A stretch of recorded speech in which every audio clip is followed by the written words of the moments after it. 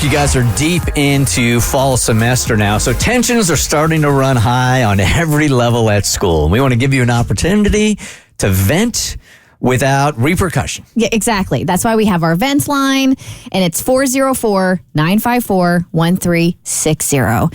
You call up that line if you're a teacher, if you're a student, if you're a parent, if you're in administration, and you have to deal with educating our youth or being part of the youth that's being educated, and you need to get some stuff off your chest, you can vent.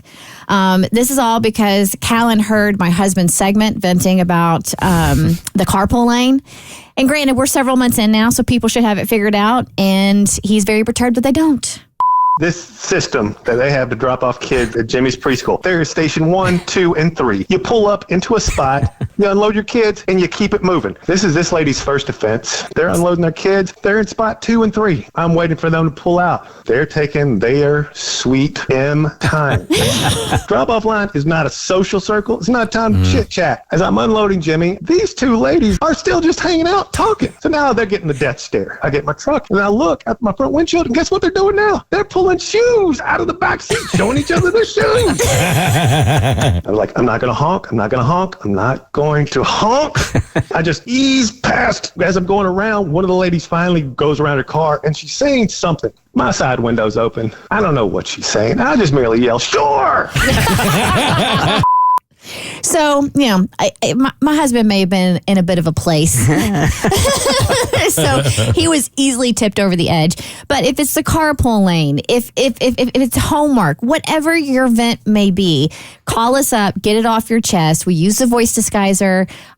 We don't use names. You can curse if you need to. Just get it out rather than taking it out on those around you. While we're talking about teachers, did you hear about this former teacher in Missouri that had an OnlyFans page? She wasn't even showing her face, but one of the teachers or one of the parents found out about it somehow, some way.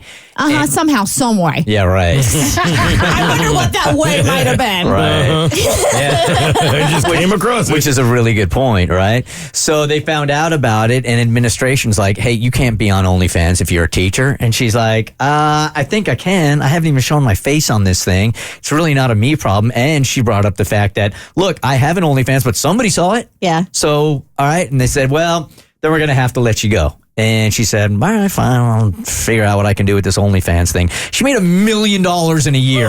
Wow. $1 million. She was making $42,000 as a teacher, and now she made $1 million on OnlyFans. So I don't know what she's started to expose, but it's worked. It definitely worked out. Right. The Bert Show.